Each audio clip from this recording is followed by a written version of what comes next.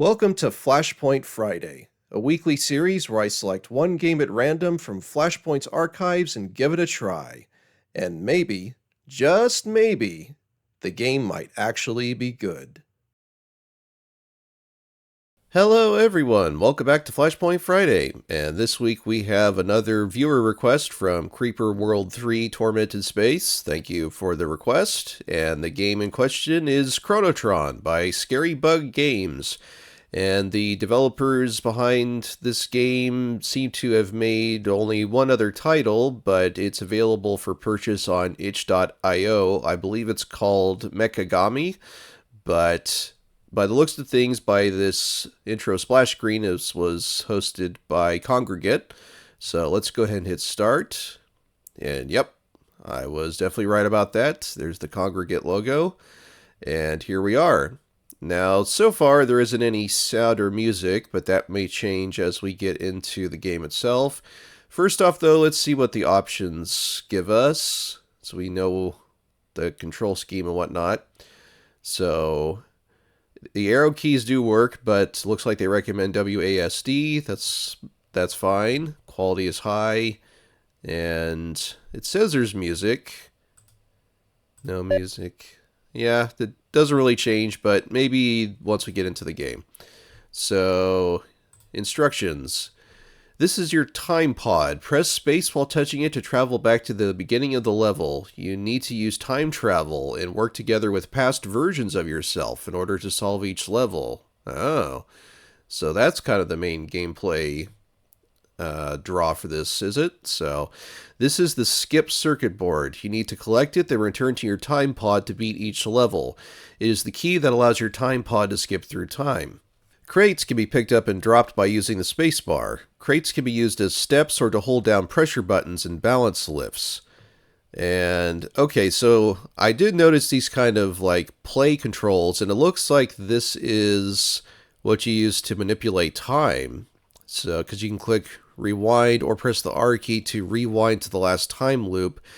Click eject or press the J key to quit to the level select screen. Interesting, okay.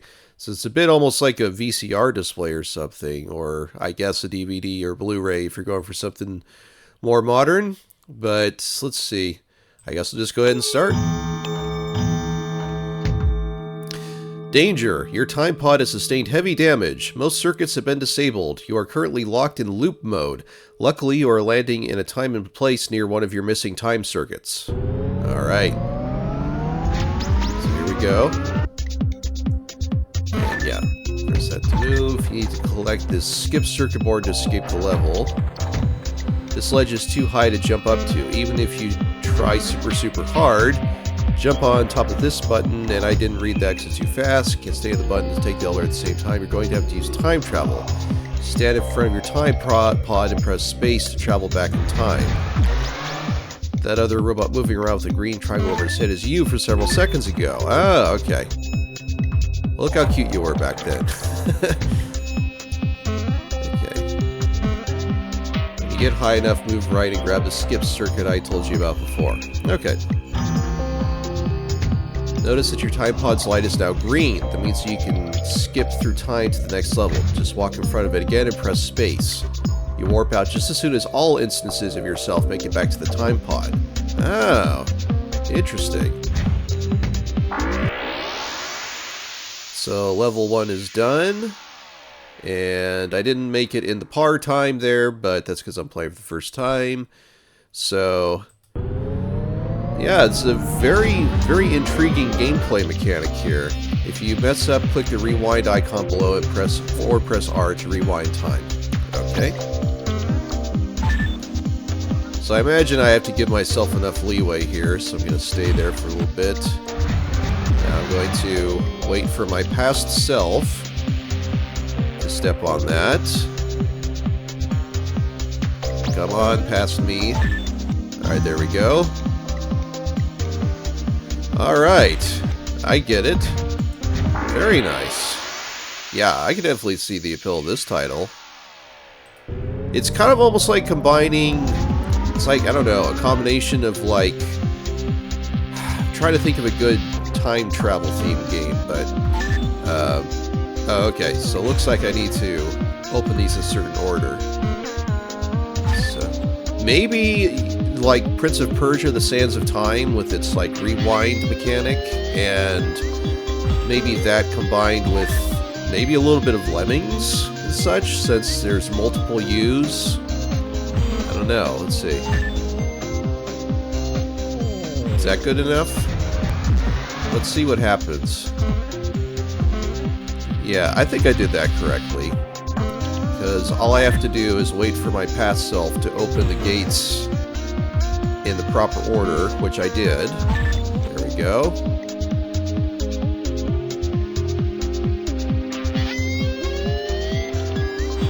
And then, yep. I guess I was maybe a bit overly generous allowing for the time there, but... Oh, but wait, now I need to... Yeah... I see what I need to do. I need to... Alright, rewind. I need to reopen the gates in order to get back there, don't I? So... like that. And then there. And now I have to go back. Like so. To allow my future self time. Yeah. Alright. Let's go. And past self will open these gates. And yeah, there is music obviously now that we're in the game. It sounds like it's a pretty neat soundtrack so far at least, so. Okay, so I don't have to worry about being hurt necessarily by the gates smacking me in the face like that, but... Uh-oh. Paradox. Something you did has caused a past self to not return to the time pod. This means you cannot possibly travel to the future, which means you could not have prevented your past self from returning to the time pod, which means you could possibly travel to the future, which means you could prevent your past self from returning to the time pod. Your timeline has been reset to prevent this paradox. Please be more careful with causality in the future and the past. Click here to press space to restart, or press R to rewind your last instance. Okay. I think I know what I did wrong there. I didn't give myself enough time to return, and my past self beat me to the time pod before I could get there. So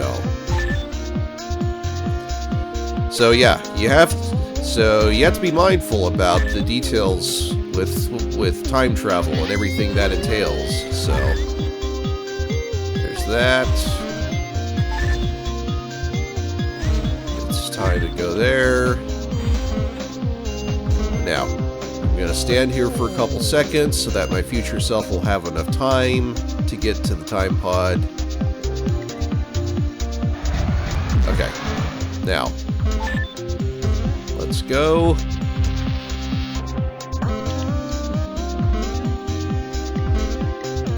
Here we are. Going through the gates. Yeah, this is really an intriguing concept. This really is kind of a thinking outside the box type of title here. I can definitely see the appeal of this. Okay, so don't go through yet. Don't go through yet. Okay, there we go. We're good. Nice. All right. Well, maybe I'll just do one more. And okay, so here's where the blocks come into play. So, what do I do with the blocks? Press space to pick up or drop crates. Okay. There we go. I can't get there. What happens if I... Oh, okay, that just does that. Okay. So what do I do? Oh, I see what I need to do. Hang on. Rewind. I have to hold this aloft to allow my future self to jump up on there. Okay, I get it now.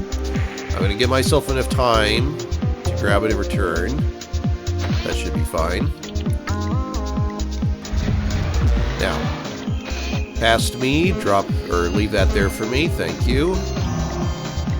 Thank you, past me. There we go. And then past me will accompany me. And there we go. All right.